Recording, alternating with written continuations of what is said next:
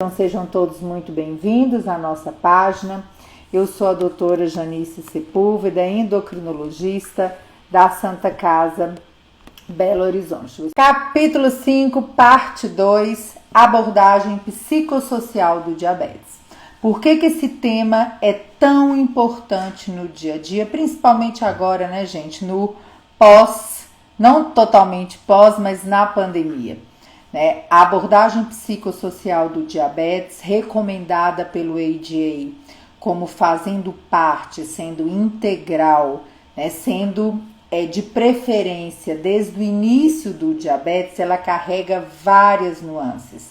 Para todos nós, educadores, especialistas em diabetes, estarmos alinhados com as questões psicossociais no diabetes significa estarmos alinhados com a ciência, integrarmos melhor os nossos colegas profissionais de saúde dentro das equipes e principalmente entendermos que em muitas situações não será o médico, não será o nutricionista, não será o profissional da educação física, não será o enfermeiro que vai levar o tratamento dessa pessoa para frente.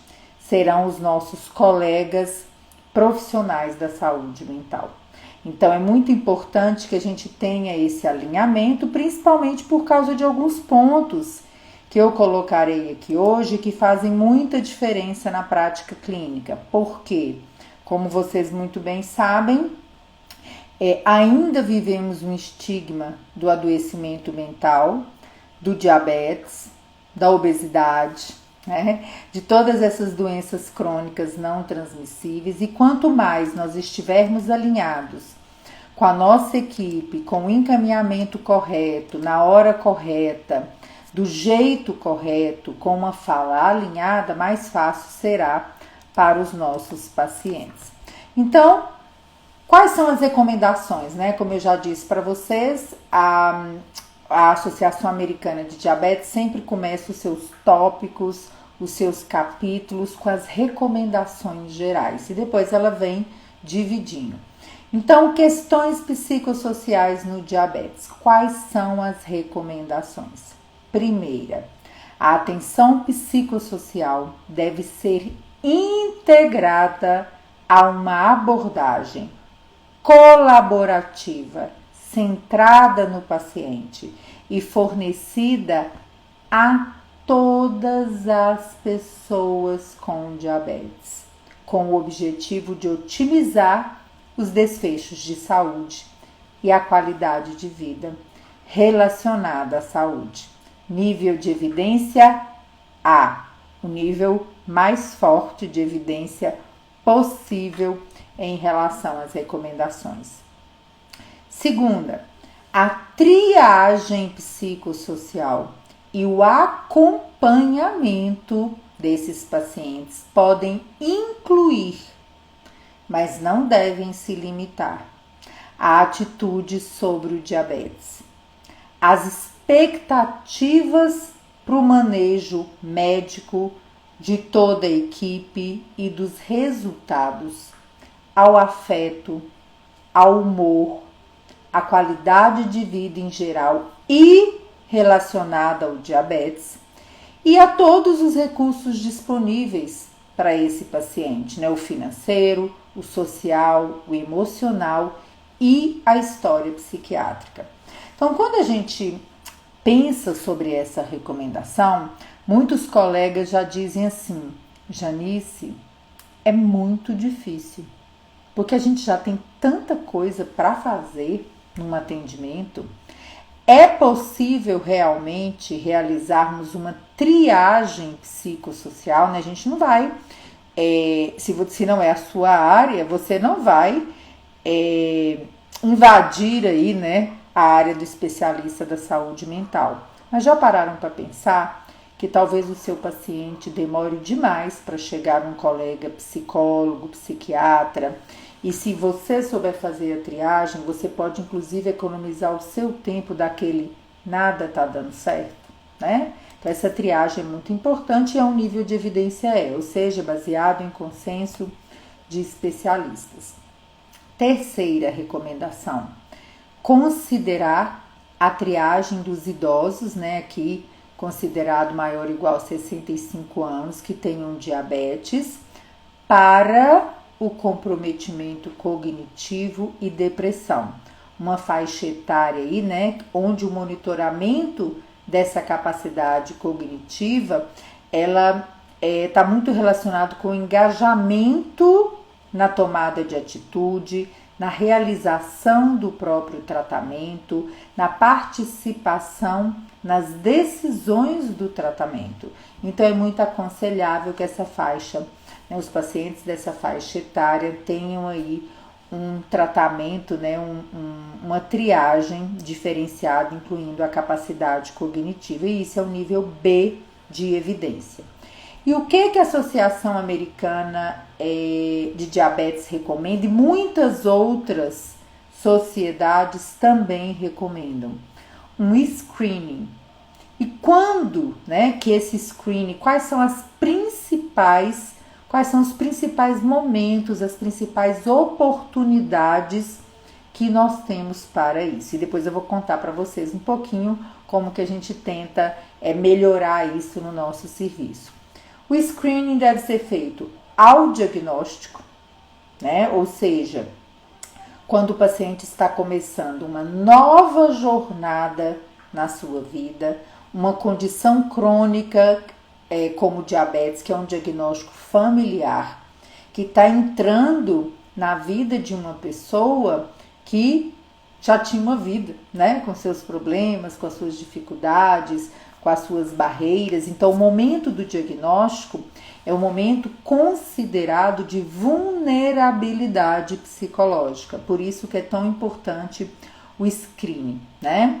Durante as consultas de rotina com a equipe de saúde, esse screening é uma ótima oportunidade. Aí eu vou citar para vocês depois como que isso pode ser feito de uma forma mais simples durante as hospitalizações, até para que se possa rastrear durante internações quais são os motivos que levam àquela internação, as dificuldades no cuidado, por exemplo, adolescentes que internam em múltiplas internações por cetoacidose em um único ano, né? Quantas vezes os problemas familiares, emocionais, doenças de base, do ponto de vista do adoecimento mental, estão presentes, e a hospitalização não é utilizada como um momento para se fazer esse rastreamento. No diagnóstico de complicações, esse screening de questões psicossociais deve ser feita, né? Uma mudança do estado de saúde, é uma mudança avassaladora o diagnóstico de uma complicação crônica. É aquele momento que às vezes o paciente está esperando desde antes de diagnosticar, por exemplo, um diabetes tipo 2, desde o pré-diabetes. É um momento envolto de muitas crenças, de muitas barreiras, de muitas dificuldades, de muita sensação de que fracassou, né, nas suas tentativas de controle do diabetes. Então esse momento é um momento muito importante também para o screening.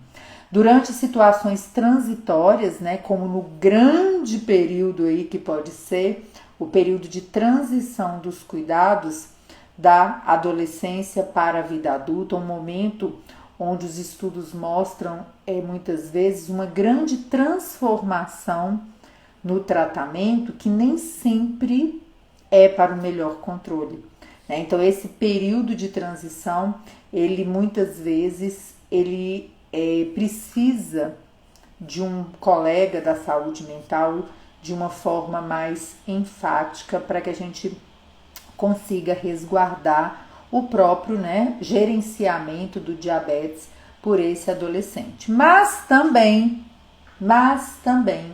é muito importante que a gente pense nesse screening quando a equipe alinhada, ou quando você que está, muitas vezes não está às vezes trabalhando com equipe, mas está dando o seu melhor ali, vendo o paciente com muita frequência, tem muito contato com o paciente, e percebe grandes dificuldades no alcance das metas glicêmicas.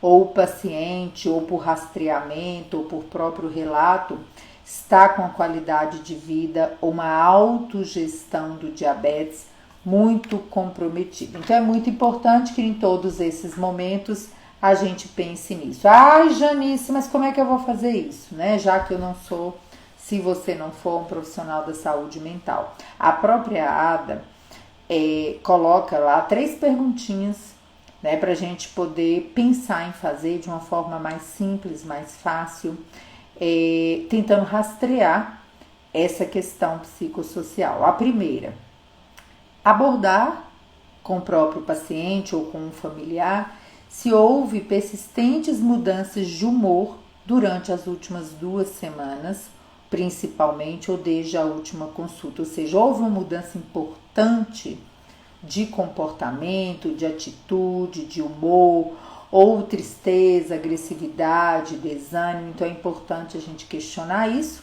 Segundo, perguntar para o paciente se ele consegue identificar um evento com clareza que tenha desencadeado essas mudanças, né? Muitas vezes a morte de um parente, uma mudança de cidade, uma mudança de escola. Às vezes pode ter um fato, né, que esteja levando a isso e às vezes não, que é o que nos preocupa mais, né?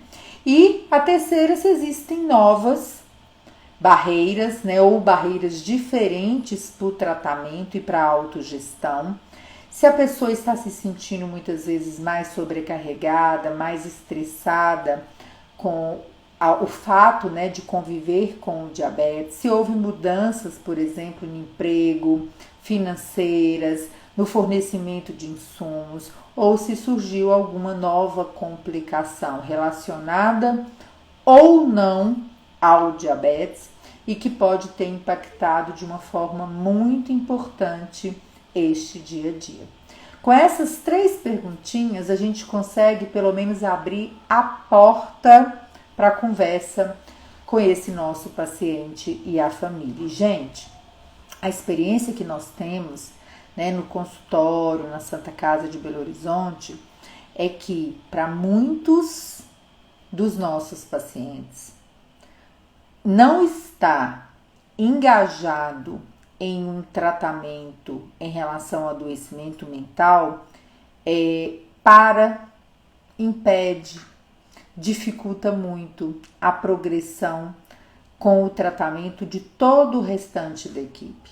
Então é muito importante que quando você estiver de frente para aquele paciente, né? Ontem, por exemplo, uma colega me ligou falando isso, não, olha, eu estou com uma paciente há anos, com muita dificuldade em alcançar a meta. Na verdade, a sensação que a colega tem é que os números estão sempre aumentando e que é como se elas não tivessem conseguindo trabalhar aqueles números e que ela se sentia impotente em relação a esse tratamento. Só que uma idade muito intermediária, muito próxima dos transtornos alimentares, uma hemoglobina glicada sempre em torno de 9,5, 10, 10,5. Então, uma questão que é muito clara, né? Muito clara da limitação de uma prescrição médica, de um plano alimentar para uma paciente, né, como essa. Ou seja, passou da hora do acompanhamento com o colega da saúde mental. E é uma forma também da gente refletir um pouco. Será que como profissional de saúde, né, médico, enfermeiro, farmacêutico, nutricionista, profissional da educação física, será que você está valorizando da forma adequada o profissional da saúde mental, né, o nosso colega psicólogo, o nosso colega psiquiatra, de forma que esta valorização vai repercutir principalmente para os resultados do não psicólogo, né? Se vocês me entenderam, por quê? Porque os seus resultados dependem da saúde mental do paciente, né? Aquele paciente que está no seu consultório, que está ali te pagando uma consulta, que está consultando com você na unidade de saúde, que está ocupando, por exemplo, no SUS, o horário de uma consulta, se ele tiver com uma barreira muito grande do ponto de vista emocional, você está ali chovendo no molhado, aquilo não vai andar, né? Então valorize o seu colega psicólogo, né? Inclua o colega psicólogo principalmente, né? Porque a gente sabe que a psiquiatria não tem o número de profissionais como nós temos na endocrinologia, na clínica médica, na saúde da família e por aí vai. Né? Então valorize e fale com o seu paciente sobre isso, porque é você que não é da saúde mental que pode abrir a melhor porta para esse paciente, né? Saindo aí dessa triagem geral, o que todo profissional de saúde precisa ter clareza? Primeiro, o diabetes distress, né? Aquele descrito como sofrimento emocional relacionado ao diabetes, né? É uma entidade, digamos assim, diferenciada da depressão, né? Embora possa estar associada, diferenciada da ansiedade, dos transtornos alimentares, porque é específica do diabetes. É aquela pessoa, né, que tem um sofrimento emocional, uma angústia relacionada ao diabetes, mas que muitas vezes, aí, na maioria das vezes, o restante da sua vida vai muito bem, obrigado. E como a gente vê isso no consultório quando a gente começa a pensar sobre isso? E qual é a recomendação da ADA nível B de evidência? Monitorar rotineiramente para o diabetes distress, principalmente quando as metas do tratamento não são alcançadas, ou no início da complicação do diabetes, né? Quando alguma complicação do diabetes é diagnosticada. E por que isso, né, gente? O diabetes distress, cada vez que passa, a gente tem mais trabalho sobre eles, é muito comum, é distinto de outros transtornos psicológicos. O diabetes distress está relacionado ao diabetes, refere-se a esses sentimentos negativos, a essa carga emocional pesada, negativa, com preocupações que são específicas de uma pessoa que tem que tomar dezenas de atitudes, precisa pensar inúmeras vezes em um único dia sobre formas de gerenciar a sua condição. E quanto mais difícil estiver a lida com o diabetes, né, mais chance a pessoa tem do comprometimento.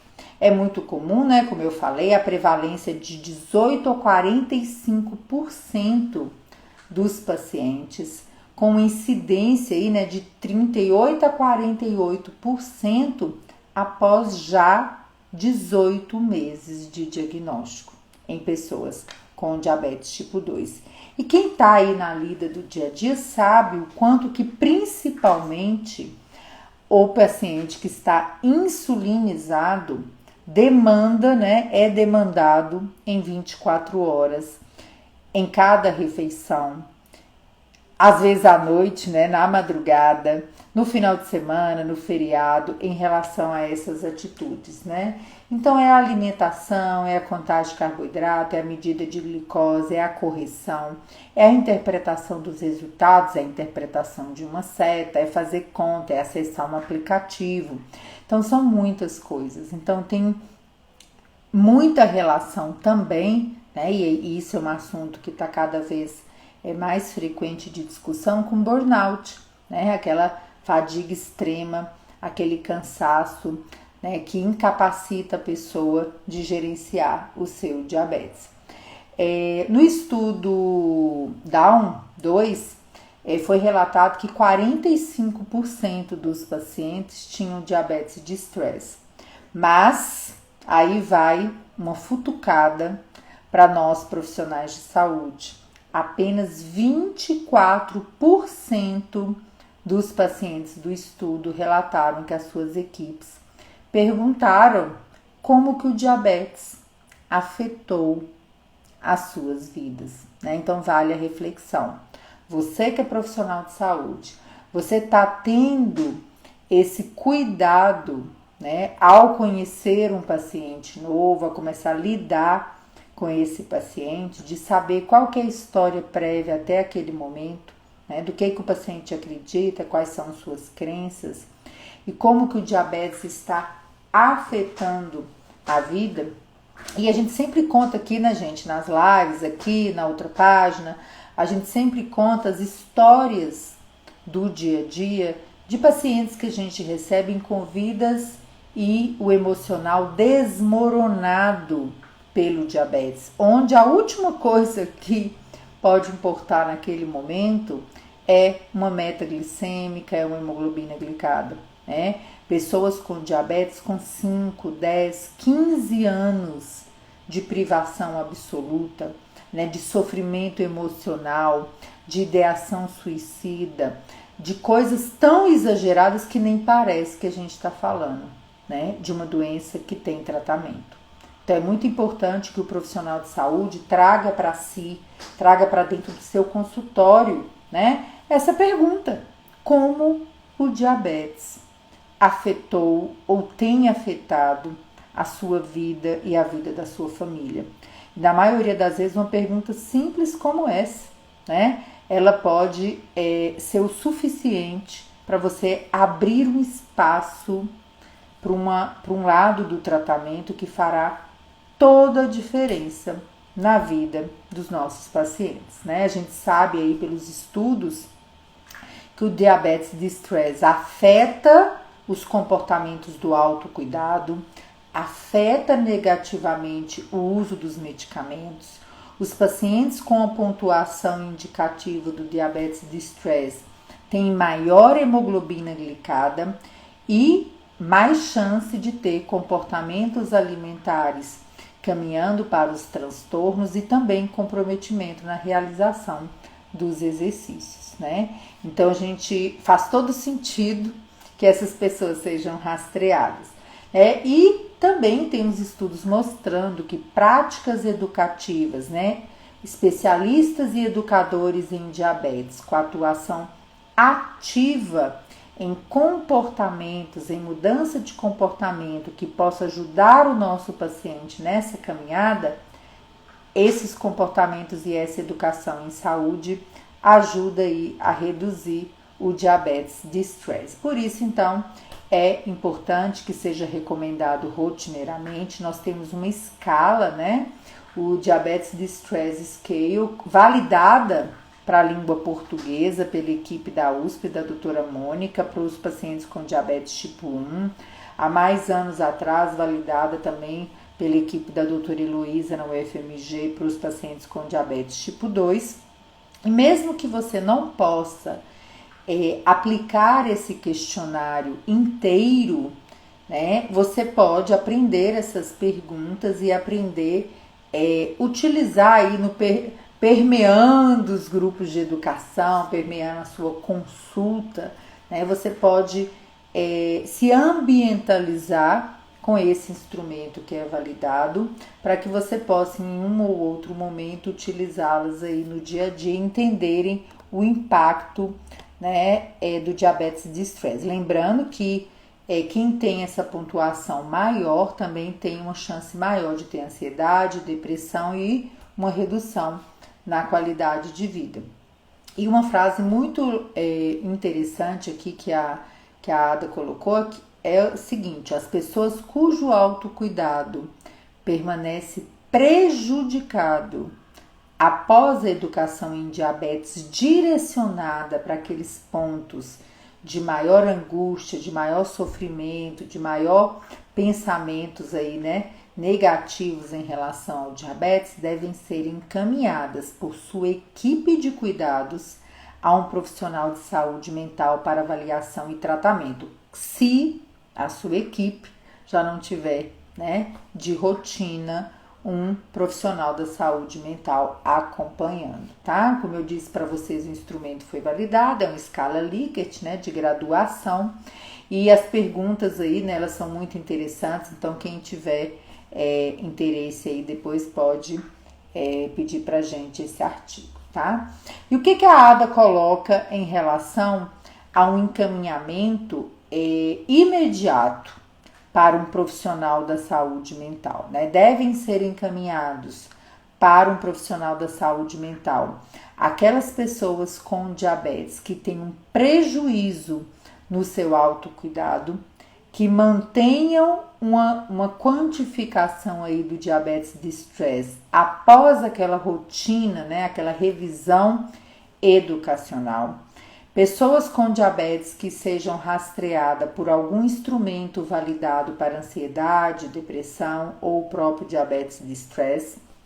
Presença ou suspeita de comportamentos alimentares equivocados, né? Suspeito dos transtornos alimentares, o próprio comer transtornado, atitudes desordenadas, né? Acho que é a palavra mais correta, atitudes desordenadas em relação à alimentação.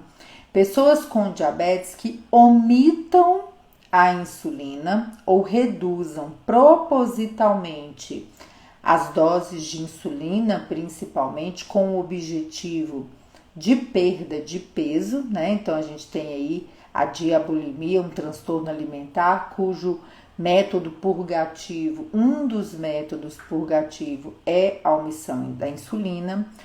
Pessoas com diabetes que já tenham um diagnóstico de uma doença mental mais séria, e isso é muito comum no consultório, aquelas pessoas que chegam muito comprometidas emocionalmente, que falam assim: há 10 anos atrás eu tive uma depressão séria, e depois que eu dei uma melhoradinha eu parei de acompanhar. E aí você vê que aquela história está mal contada, né? Uso irregular de medicamentos em relação ao adoecimento mental. Então essas pessoas devem ser encaminhadas, né, de cara. Pessoas com diabetes com repetidas hospitalizações por cetoacidose ou outras causas relacionadas aí ao uso das medicações, ou que tenham uma grande dificuldade em controlar o seu diabetes no ambiente domiciliar, por questões sociais, elas devem realmente ter um rastreamento psicossocial. Quando há um declínio na capacidade de gerenciar o seu diabetes, então assim, este é um momento importante, né? Muitos pacientes novos que já trilharam a jornada educacional, muitas vezes chegam e falam assim: olha, eu não me sinto no momento capaz de estar à frente dos meus cuidados, eu me sinto fraco, incapaz, sem força, sem coragem. Então essas pessoas precisam ser encaminhadas para um profissional da saúde mental de imediato, né? Os pacientes, principalmente aí, né, os pacientes com diabetes tipo 2, que tem indicação da cirurgia bariátrica, essas pessoas também devem ser encaminhadas aí, né, de preferência aí, né, muito antes dessa hora, para o acompanhamento adequado. É muito importante, né, a discussão que essa parte do capítulo tem, da importância da equipe inteira entender que incorporar de preferência o colega da saúde mental dentro das equipes, ela antecipa essa jornada mais sofrida, ela antecipa o momento da avaliação psicossocial. Então, quanto mais incorporados estiverem, mais fácil para todo mundo, né?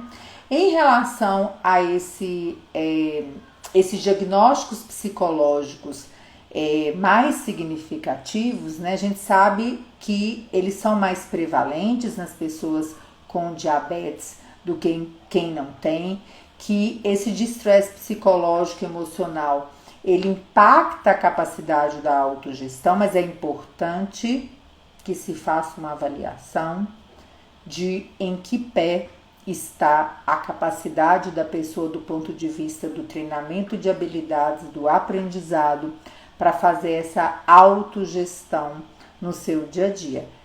Estando a equipe confiante, né, de que essa pessoa tem essa capacidade, né, como eu falei aqui antes, né, o idoso muitas vezes já tem um comprometimento cognitivo e não daria conta, né, de estar fazendo isso aí.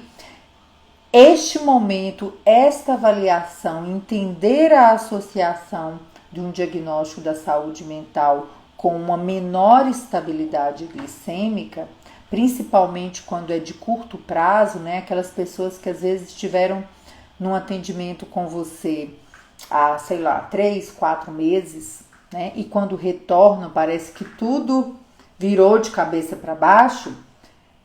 É um erro muito comum do profissional de saúde, básico, né, gente? Infelizmente é um erro básico, né? Achar que é só não estar usando remédio ou não estar seguindo a dieta, né? Então, principalmente quando é de curto prazo, a gente lembrar que esse sofrimento psicológico e emocional de coisas no dia a dia podem impactar grandemente a autogestão, né? Então, é importante que vocês não esqueçam disso aí no dia a dia. Quando o capítulo passa para os transtornos da ansiedade, quais são as recomendações? Considerar o rastreamento de ansiedade em pessoas que exibem claramente ou se declaram, autorrelatam uma ansiedade ou preocupações exageradas com as complicações do diabetes, com a administração de insulina, a tomada de medicamentos, o medo da hipoglicemia, né?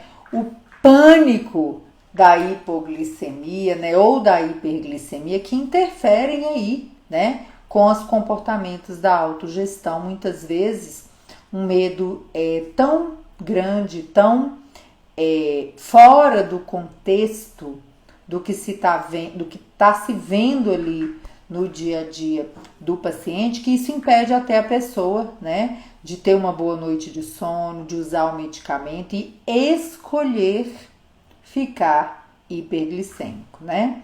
E aquele medo, aqueles pensamentos que são irracionais, muitas vezes relacionados mesmo a manias, lembrando outros distúrbios da saúde mental, o isolamento social, né? Esses pontos que dão sinais no dia a dia de que essa pessoa pode precisar aí de um tratamento maior, e o rastreamento da ansiedade é um nível B de evidência. Outro ponto que a Ada coloca aqui, ó, pessoas com hipoglicemia assintomáticas que podem coexistir com medo de hipoglicemia, elas devem ser tratadas usando um treinamento de conscientização sobre a glicemia. E a gente tem várias citações, né, mostrando, vários estudos mostrando esse treinamento para reconhecer mais precocemente mínimas alterações no seu dia a dia que muitas vezes não são valorizadas pela pessoa e acaba se dizendo que tem uma hipoglicemia assintomática, para que essa pessoa, mediante tratamento, ela possa restabelecer essa conscientização e reduzir o risco de hipoglicemia. Isso é um nível A de evidência. Transtornos de ansiedade, né? Sintomas de ansiedade, sinais aí de ansiedade generalizada, transtornos da imagem corporal, obsessivo compulsivo, fobias, estresse, transtorno de estresse pós-traumático são mais comuns em pessoas com diabetes e merecem aí atenção. A gente sabe aí pelos estudos que a prevalência da ansiedade generalizada é em torno de 19,5% para as pessoas com diabetes tipo 1 ou tipo 2, e que as preocupações típicas do diabetes, os excessivos cuidados, o medo da hipoglicemia principalmente, das complicações, elas tendem aí, né, a se misturar no dia a dia. Um ponto muito importante para rastreamento e avaliação mais minuciosa, né, ou durante uma conversa com o paciente ou encaminhamento a um colega, com certeza é o momento do diagnóstico de uma complicação, né? Às vezes é aquele famoso gota d'água. Pessoas que às vezes estavam até compensadas, estavam em tratamento adequado, até medicadas do ponto de vista de ansiedade, depressão, transtorno alimentar, diabetes de estresse, burnout ou qualquer outro, mediante o impacto de uma primeira complicação do diabetes, muitas vezes elas têm recaídas muito importantes. Mas em contrapartida, a gente também tem um outro quadro que é muito perigoso na mão de profissionais de saúde desavisados, aquelas pessoas que têm comportamentos excessivos de autogestão do diabetes. Muito além do que é validado cientificamente, do que é indicado pela equipe de saúde, né? Ou seja, que é prescrito, que é orientado, e aquelas pessoas que amam a hipoglicemia, né? Que só se satisfazem se a glicemia ficar o tempo inteiro ali, né? Naqueles 65, 70, que até vibram com uma hipoglicemia, né? E é importante a gente lembrar que muitas dessas pessoas podem estar experimentando aí, né, sinais e sintomas de transtorno obsessivo compulsivo. E não é o mais frequente, mas a gente precisa estar muito atento, porque também não é raro, né, que a gente precise fazer intervenções pontuais com esses pacientes, até porque eles correm, né, um risco de uma hipoglicemia grave. Isso também no dia a dia hoje acontece muito, né, que também já é considerado um adoecimento mental, a questão da fobia, né, aos alimentos, aos carboidratos, o medo de comer, né? Então as pessoas com diabetes estão vivendo uma época em que, além de ter medo de todas as outras coisas, elas ainda têm medo de comer, né, e isso tem gerado um adoecimento claro no consultório. Saindo da ansiedade e indo para a depressão, né, quais são as recomendações da ADA, essas duas que eu vou falar agora, nível B de evidência. A equipe deve considerar, né, gente? Então não é o médico, não é só o nutricionista, a enfermeira, toda a equipe deve estar treinada e trabalhar de uma forma alinhada, de forma que a gente possa fazer uma triagem anual dos pacientes com diabetes, aqueles que tiveram uma história de depressão, se existe algum sintoma depressivo, né, ou se há a possibilidade de aplicar algum instrumento de rastreamento também para depressão, né, e sempre adequado à idade, reconhecendo que uma avaliação adicional será necessária para indivíduos que têm um screening positivo, tá? E a partir do diagnóstico de complicações ou quando houver mudanças significativas no estado médico, considere novamente o rastreamento, né? Uma avaliação mais minuciosa para a depressão. Não espere, né? Eu tenho até um colega psiquiatra que ele fala assim: o problema do não psiquiatra, né, é achar que o paciente precisa cair na cama, né, cair de cama para poder ser encaminhado para um profissional da saúde mental. Então, o nosso papel em relação à saúde mental dos nossos pacientes é nos anteciparmos, é entendermos que toda essa situação em volta da vida, tanto do diagnóstico quanto do diagnóstico de complicações, ele já pode ser um grande indício e começar a falar com mais naturalidade sobre isso no consultório, que isso faça parte, né, da sua conversa. Porque se a gente não fala, fica muito difícil, né, na hora que aparece uma complicação, ter mais uma coisa para aquele paciente. Então, muitos pacientes que chegam para os nossos atendimentos, às vezes com 1, 2, 3, até mais, né, mais coisas, outras comorbidades, outras coisas afetando a vida.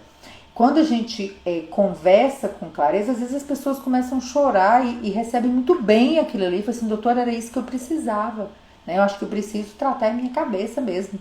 Mais minha cabeça, às vezes, do que meu corpo, né? Então é importante que a gente tente se antecipar em relação a isso. A terceira recomendação, nível A de evidência. Os encaminhamentos para o tratamento da depressão para os profissionais de saúde mental devem ser feitas preferencialmente para os profissionais que tenham alguma experiência com as doenças crônicas, com os transtornos alimentares muito relacionados, né, que a gente possa integrar da melhor forma possível para que exista em conjunto um cuidado colaborativo com a equipe de tratamento do diabetes do paciente, né? A gente sabe o quanto que isso na prática é difícil, principalmente a nível de sistema único de saúde, né? Muito segmentado às vezes o colega da psiquiatria, mas é importante que a gente traga a família, que a gente, né, peça os relatórios, que a gente possa entender melhor aquele diagnóstico e participar mais, né? A gente sabe que a depressão aí, né, os sintomas depressivos maiores e os transtornos depressivos, eles afetam 1 em cada 4 pacientes com diabetes tipo 1 ou tipo 2. Então, justifica-se enormemente esse rastreamento, esse pensamento, essa discussão dentro do consultório. Por isso que é indicado, né, para populações de alto risco. E também, né, não só os pacientes com tipo 1 e tipo 2, mas lembrar, né, das mulheres com diabetes gestacional e o diagnóstico no pós-parto, tá? Independente do tipo de diabetes, a gente sabe pelos estudos que as mulheres, né, têm uma taxa maior de depressão do que os homens. Próximas recomendações, né, todas nível B de evidência. A equipe deve considerar reavaliar o regime de tratamento de pessoas com diabetes que apresentem sintomas de comportamento alimentar desordenado, né, o comer transtornado, ou transtornos alimentares, ou padrões alternativos de alimentação, né, pessoas que estão sempre aí, né, com a dieta da moda, comprometendo muito o seu tratamento. Então, faz todo sentido que na suspeita tome-se muito cuidado, né? Aí vai uma dica poderosa em relação aos transtornos alimentares. É aquele folgar um pouco no tratamento para priorizar aquilo que no momento fará mais diferença na vida daquela pessoa. Então, na suspeita de uma omissão de insulina para controle do peso, de episódios de compulsão alimentar, de bulimia ou de anorexia, né? Ou mesmo que sejam diagnósticos ou suspeitas diagnósticas atípicos, né? E fica aí mais uma vez o reforço para que vocês sigam o trabalho do grupo Gestalo, que é o grupo de estudo de transtornos alimentares e obesidade, que tem muita relação aí, né, nas postagens, nos trabalhos com o diabetes. Então, na suspeita, cuidado.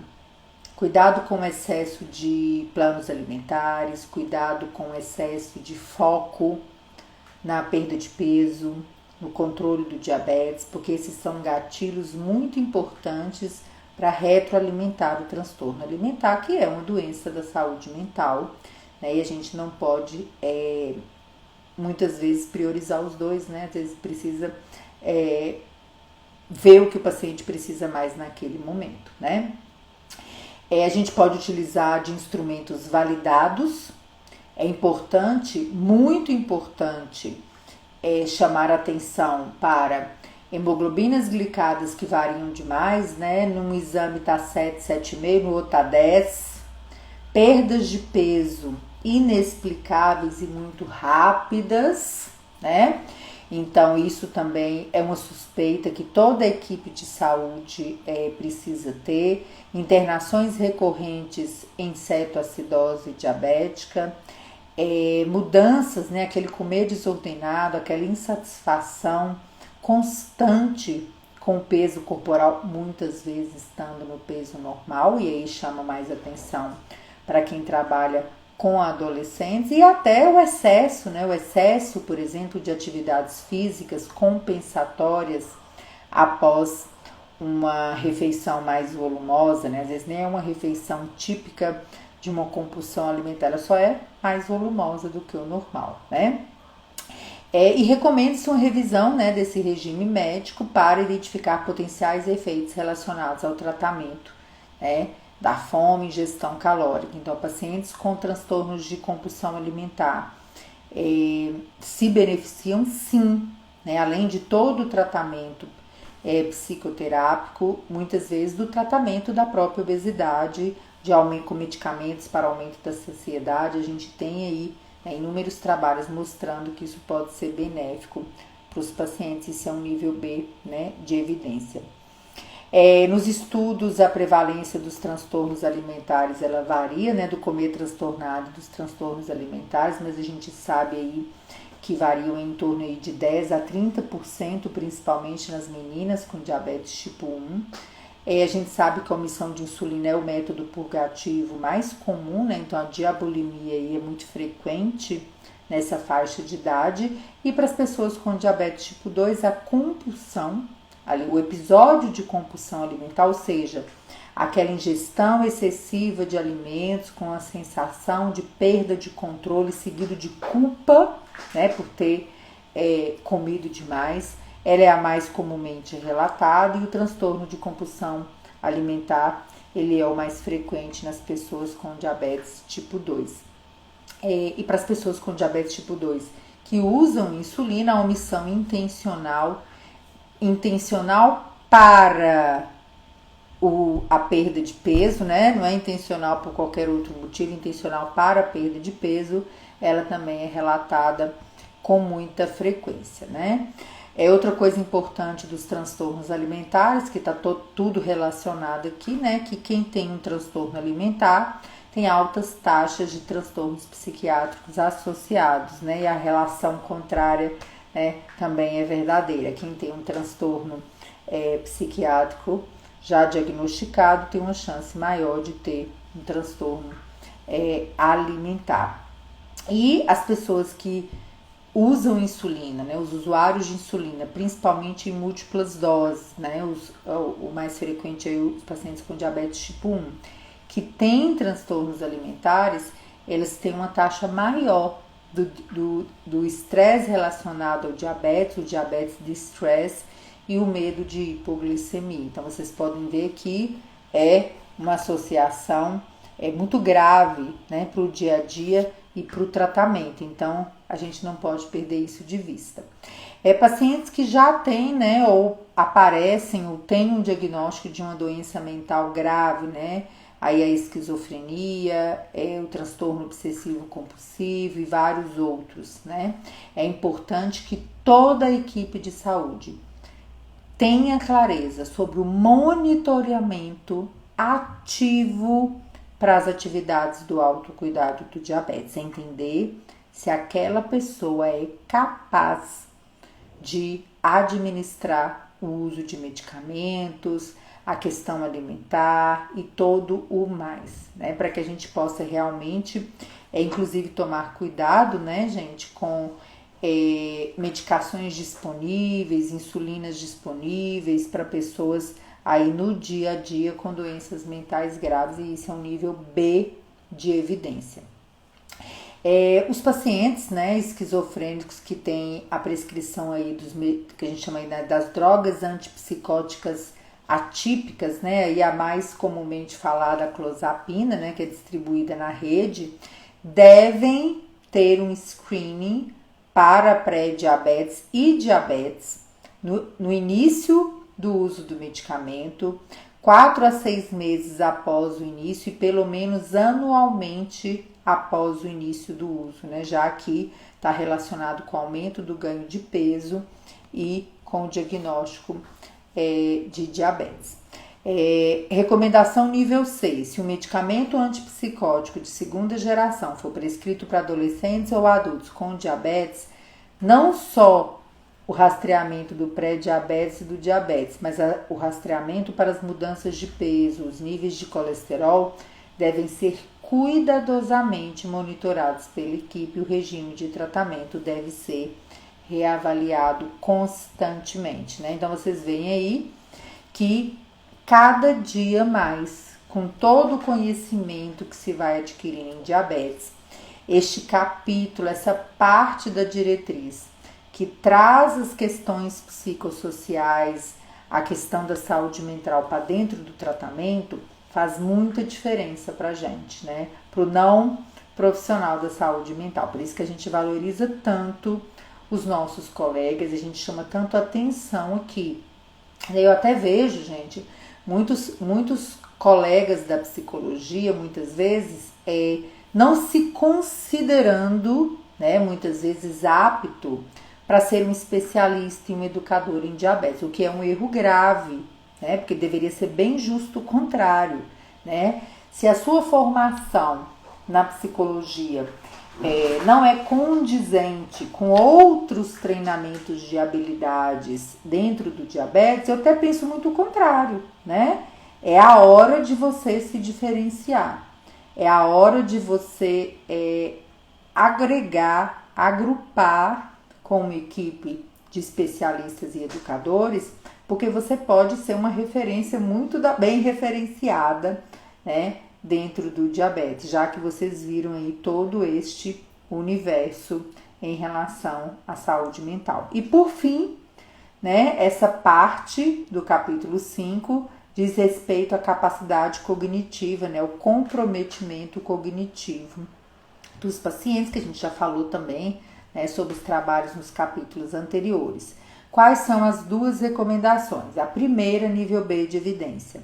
A capacidade cognitiva deve ser monitorada ao longo da vida de todos os indivíduos com diabetes, particularmente naqueles que têm deficiências cognitivas documentadas, aqueles que já experimentaram episódios repetidos de hipoglicemia grave, crianças muito jovens e idosos. Nível B. Nível E de evidência, ou seja, consenso de especialistas.